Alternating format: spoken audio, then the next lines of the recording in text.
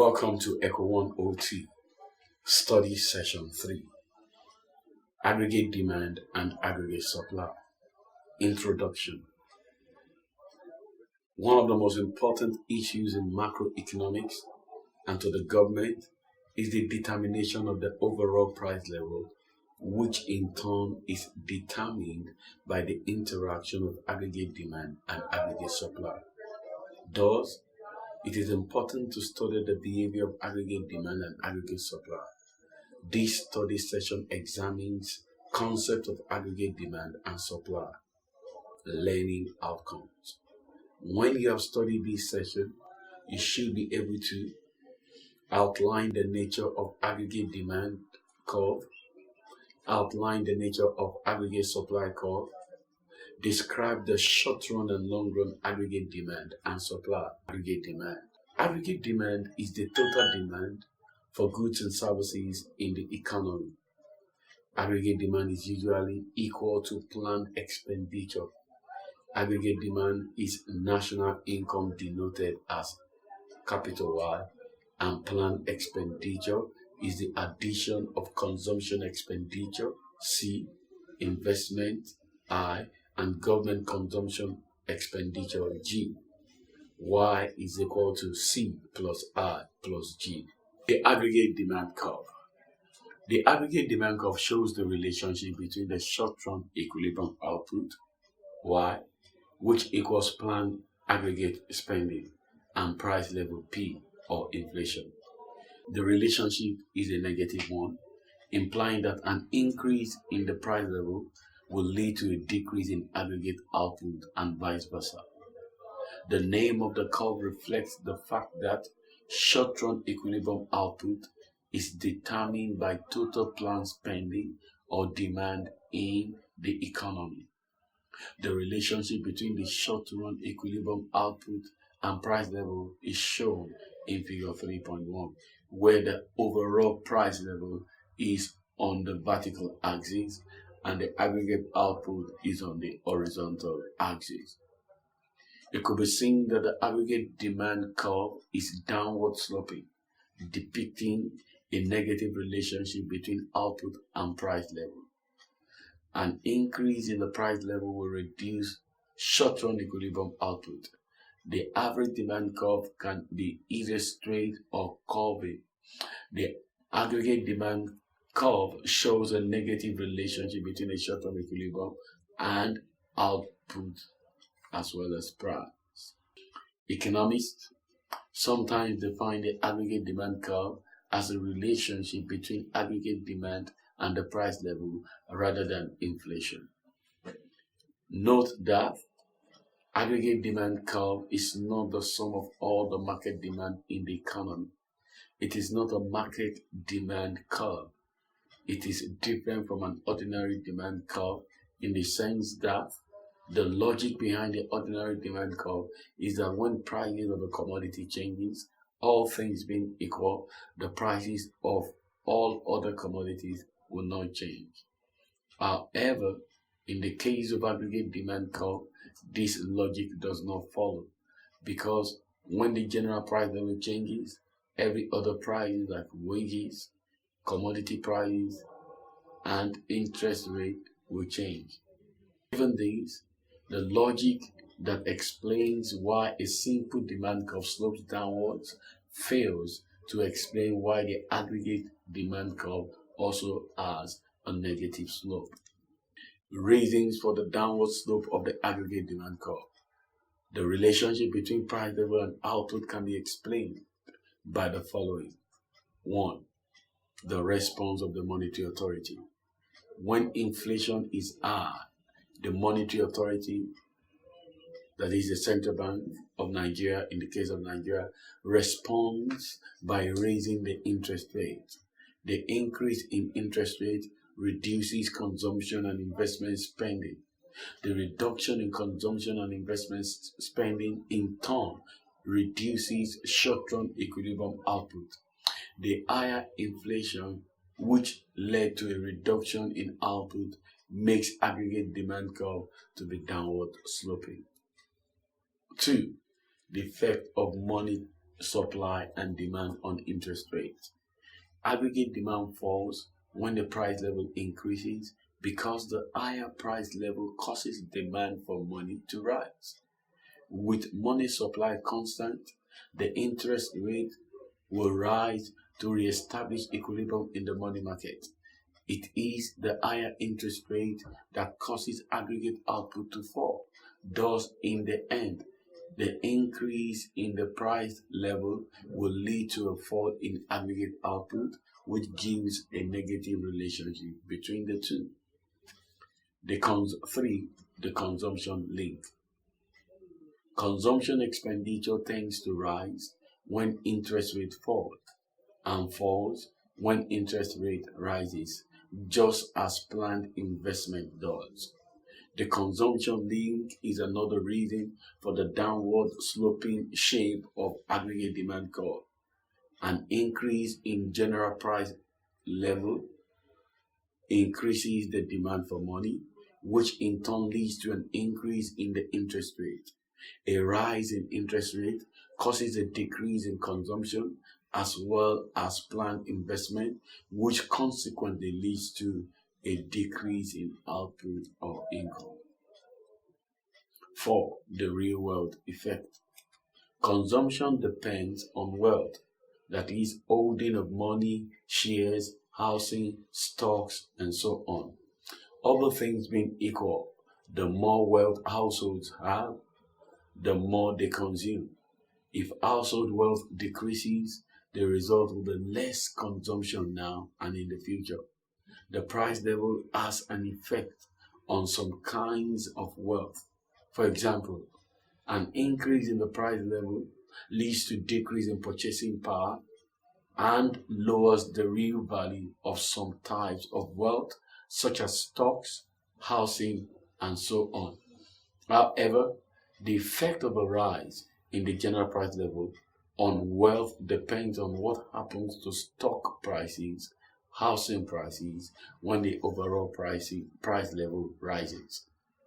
If these two prices rise by the same percentage as the overall price level, the real value of stock and housing will remain unchanged, and this will lead to a decrease in consumption, which leads to a decrease in aggregate output. Thus, there is a negative relationship between the price level and output through this real balance effect. Number 5. Uncertainty. During the period of inflation, aggregate demand falls because in uncertain economic environment, both households and firms may become more cautious and reduce their spending. Number 6. Foreign price of domestic goods. A final link between the price level and total spending operates through the prices of domestic goods and services sold abroad. The foreign price of domestic goods depends in part on the rate at which the domestic currency exchanges for foreign currencies. However, for constant exchange rate between currencies, a rise in domestic inflation causes the prices of domestic goods in foreign markets to rise more quickly. As domestic goods become relatively more expensive to prospective foreign purchasers, export sales decline. Since net exports are part of aggregate expenditure, so we'll find that increased inflation tends to reduce spending and cause the aggregate demand curve to slope downward. Aggregate supply. Aggregate supply is the total supply of goods and services in an economy. Although economists have little disagreement about the logic behind the aggregate demand curve, there is a great deal of disagreement about the logic behind the aggregate supply curve and its shape. The aggregate supply curve. The aggregate supply curve shows the relationship between the aggregate quantity of output supplied by all firms in an economy and the overall price level. The short-run aggregate supply curve usually gives a positive relationship between aggregate supply and the overall price level. This implies that an increase in price level will lead to an increase in aggregate supply and vice versa. The aggregate supply curve is not a market supply curve, and it is not the simple sum of all individual supply curves in the economy. One of the reasons for this is that most firms do not simply respond to prices determined in the market, but instead they actually set prices. It is only in perfectly competitive markets that firms simply react to prices determined by market forces. In contrast, firms in imperfect competitive industries make both output and price decisions based on their perception of demand and cost. Price setting firms do not have individual supply curves, and this is because these firms are choosing both output and price at the same time. And if supply curves do not exist for these imperfect market, we certainly cannot add them together to get an aggregate supply curve. For the reasons stated above, it is helpful to think of the aggregate supply curve as a price output response curve. That is, a curve that traces out the price and output decisions of all the markets and firms in the economy under a given set of circumstances. Aggregate supply in the short run. Although it is generally opined that the aggregate supply curve has a positive slope, the shape of the short-run aggregate supply curve is a source of much controversy in macroeconomics. It is often argued that at very low level of aggregate output, for example, when the economy is in a recession, aggregate supply is fairly flat, and at high levels of output, for example, when the economy is experiencing a boom, the curve is vertical or nearly vertical. Thus, we have the aggregate supply curve sloping upward and becoming vertical when the economy reaches its capacity or maximum output. Such curve is shown below. In the short run, the aggregate supply curve has a positive slope. At low levels of aggregate output, the curve is fairly flat. But as the economy approaches full capacity, the curve becomes nearly vertical. At full capacity, the curve is vertical. Aggregate output is considerably higher at point B than at point A, but the price level at point B is only slightly higher than it is at point A. Along this point, aggregate output is lower and the resulting aggregate supply curve is fairly flat. Between point C and D, there is no increase in aggregate output because the economy is already in full employment, that is, utilizing all its available resources and producing at its maximum level of output. But there is a large increase in the price level. Thus, point C is the point where the economy begins to operate at full capacity. As the economy approaches full capacity, point C, the curve becomes nearly vertical, but between point C and D, when the economy is at full capacity, the curve becomes vertical. Reasons for the shape of the short-run average supply curve. Several reasons accounted for the shape of the short-run average supply curve. Some of these reasons associated with the shape of the average supply curve are given below. A. The fairly flat shape.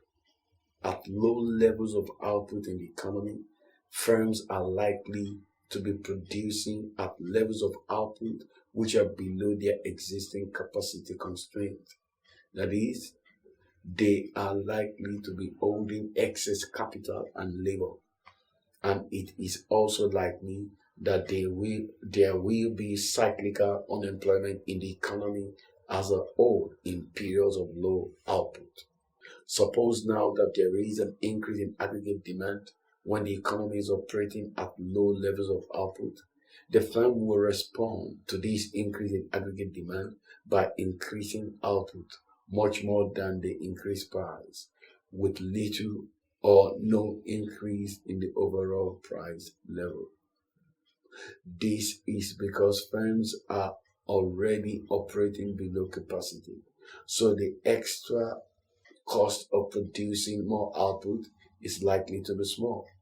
This is because firms can hire more labor from the ranks of the unemployed workers without much, if any, increase in wage rates. This makes the average supply curve to be fairly flat at low levels of output.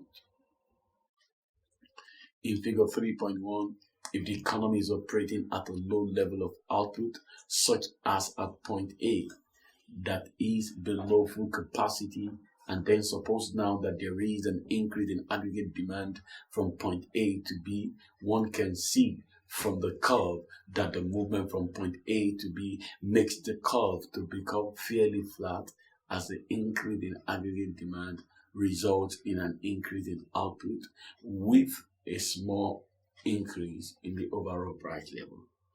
Thus, the aggregate supply curve is likely to be fairly flat at low levels of aggregate output. B, the nearly vertical and vertical shape. If aggregate output continues to expand, the firms and the economy as a whole will begin to move closer and closer to full employment.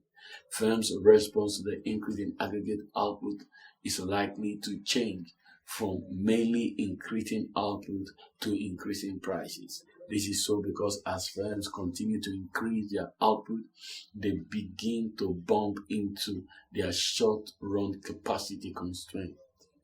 In addition, unemployment will be falling as firms hire more workers to produce the increased output, so the economy will be approaching its full capacity. As aggregate output rises, the prices of labor and capital will begin to rise more rapidly, leading firms to increase their own output prices. But at full capacity, when all sectors in the economy are fully utilizing their existing factories and equipment and factors of production, where there is little or no cyclical unemployment, when it is virtually impossible for firms to expand any further, firms will respond to any further increase in demand only by raising prices, since they are unable to expand output any further. At full capacity and with output remaining unchanged, the aggregate supply curve becomes vertical. In figure 3.2, moving from point C to D results in no increase in aggregate output, but a large increase in the price level. So the economy is at full capacity at point C. It can be seen that a little below point C as the economy approaches point C, or as the economy approaches full capacity, the aggregate supply curve becomes nearly vertical, but at full capacity, when it is at point C, the curve assumes a vertical shape. The long-run average supply curve. It is interesting to know that whether or not the economy is producing at a level of output close to full capacity, there must be a time lag between changes in input prices and changes in output prices for the aggregate supply curve to slope upward. Therefore, if input prices change at exactly the same rate as output prices change, the aggregate supply curve will be vertical. For example, all output and input prices increase by 10%, no firm will find it advantageous to change its level of output, because the output level that maximizes profit before 10% rise will be the same as the level that maximizes profit after 10% increase. Thus, If input prices adjusted immediately to output prices, the aggregate supply curve will be vertical. It is precisely the above that leads to an important distinction between aggregate supply in the short run and aggregate supply curve in the long run. As noted earlier, for the aggregate supply curve to be vertical, input prices must change at exactly the same rate as output prices. And for the aggregate supply curve not to be vertical, some cost lag behind increases in the overall price level. If all prices change at the same rate, the level of aggregate output will not change.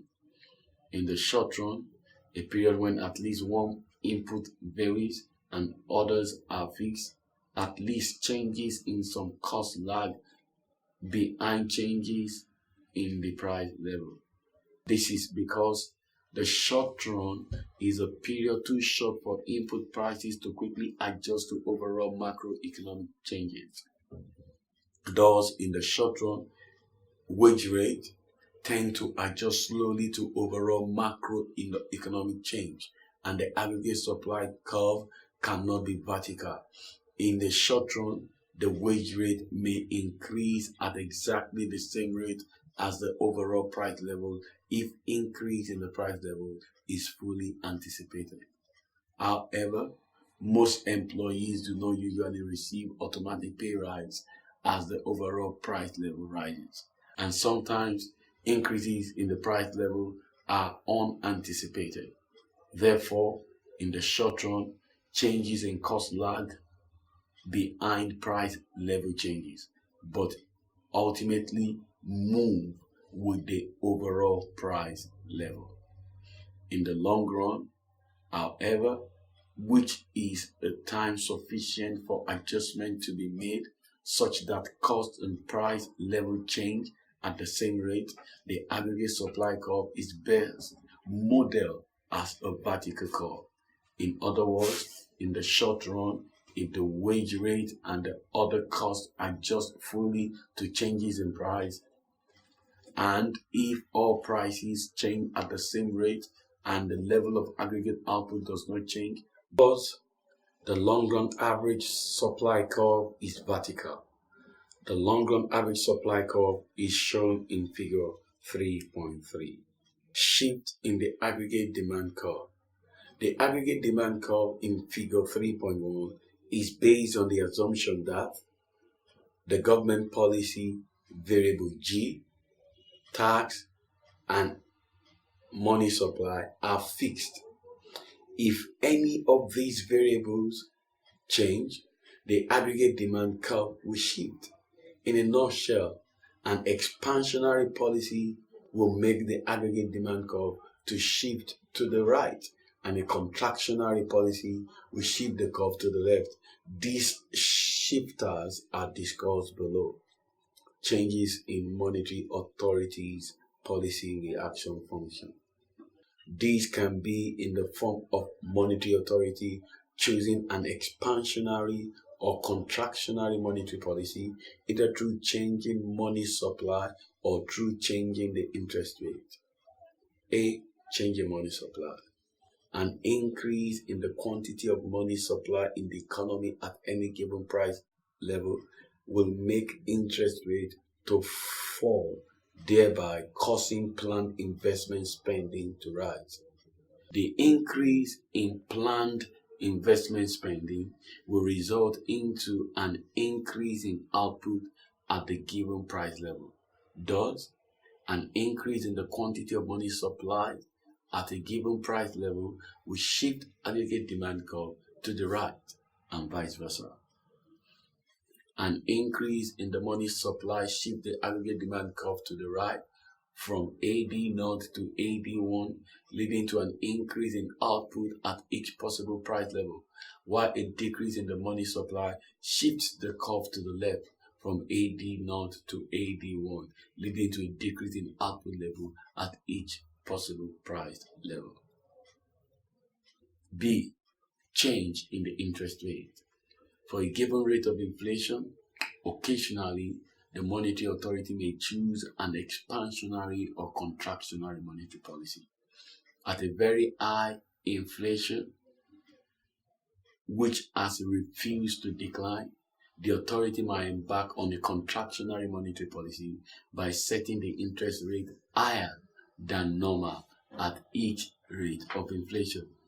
When the interest rate is set higher than normal at each given rate of inflation, it reduces investment and planned expenditure and the short-run equilibrium output at each rate of inflation. This makes the aggregate demand curve to shift to the left as shown in figure 3.58. Likewise, if the economy is experiencing an unusual severe recession, the monetary authority can change its policy by setting the real interest rate to be lower than normal at the given rate of inflation. This behavior will lead to decrease in investment, leading to higher levels of planned expenditure and short-run equilibrium output. This causes the aggregate demand curve to shift to the right, as shown in figure 3.5b. Change in spending. Many factors other than output or real interest rate can affect planned expenditure or spending and can be referred to as exogenous changes in spending. These factors include changes in the level of government purchases, decrease in the net tax, changes in consumer confidence that affect consumption spending, and new technological opportunities may lead firms to increase their planned investment, and so on. Since these factors increase output at each level of inflation, an exogenous increase in spending will shift the aggregate demand curve to the right, and vice versa. These are explained below. Change in net taxes. A change in net taxes also shifts the aggregate demand curve. A decrease in net taxes results in a rise in consumption, and since consumption is also a part of aggregate expenditure, this makes aggregate planned expenditure to increase, leading to an increase in output. A decrease in net taxes therefore shifts the aggregate demand curve to the right. A direct opposite reasoning applies to an increase in net taxes, which shift the aggregate demand curve to the left. Changes in government purchases. An increase in government purchase at each possible price level would directly increase planned aggregate expenditure, since government purchases is a component of aggregate demand. This leads to an increase in output. The reverse is the case for a decrease in government purchases. New technological opportunities. This can also shift aggregate demand to the right. This is so because new technological opportunities may make firms to increase their planned investment.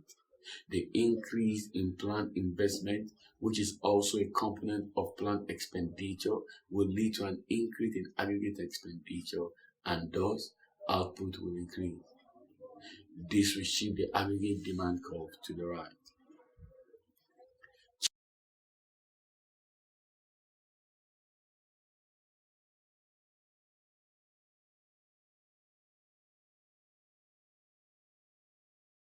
Changes in consumers' confidence for a set of commodities will shift the aggregate demand curve. A significant increase in consumers' confidence in some commodities will lead to an increase in aggregate expenditure and aggregate output. Thus, increase in aggregate output will shift aggregate demand curve to the right. The reverse is the case for a decrease in consumers' confidence. Shift in the aggregate supply curve. Economic fluctuations. Output or GDP does not usually increase over time, but falls or rises due to economic fluctuations. The fluctuation, that is increase or decrease in GDP over time, is termed economic fluctuation or business cycle. Business cycle is divided into periods of recession or doom, and expansion or boom. Recession.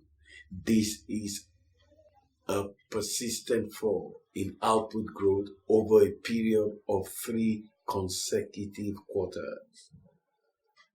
Expansion. This is a continuous rise in output. Summary. In this study session, you examine the nature of aggregate demand curve. You also examine the nature of aggregate supply curve. Finally, you explore the short-run and long-run average demand and supply curve. This is the end of study session 3. Thanks for listening.